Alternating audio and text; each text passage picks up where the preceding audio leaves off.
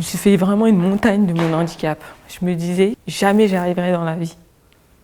Comme quoi.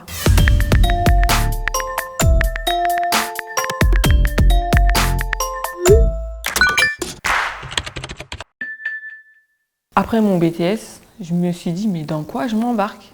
Les études, ça va, pas de problème, mais le travail, qu'est-ce que ça va être plus tard? Et en plus, j'ai tellement peur du regard des autres. Me retrouver dans un bureau, les salariés vont voir que je suis différent d'eux, ils vont pas s'approcher de moi. Elle est handicapée, on va pas venir la voir, elle pourra pas nous répondre.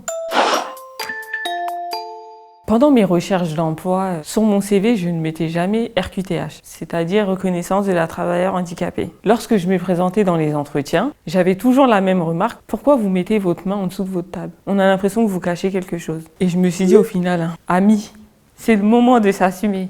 Une fois que j'ai mis RQTH sur mon CV, mes entretiens se sont super bien déroulés. Aujourd'hui, ça fait à peu près 4 ans que je suis chez Audience en tant que gestionnaire paye. Je me suis épanouie, je suis sortie de ma bulle et je l'ai explosée. Je sais que j'ai des compétences, parce que quand je suis absente, les salariés me réclament. Elle n'est pas là, Minata? Ils me réclament par rapport à mes compétences. Récemment, j'ai aidé un salarié qui devait renouveler sa reconnaissance de travailleur handicapé et il ne voulait pas la renouveler. Du coup, je l'ai encouragé, je lui ai proposé de l'aider, de remplir le formulaire avec lui, même de l'envoyer. Et là, je me suis sentie très utile. Pour moi, c'est important de se déclarer travailleur handicapé. On a des droits. Il ne faut pas se cacher derrière le handicap, il faut s'assumer. Chez Audience, j'étais super accueillie.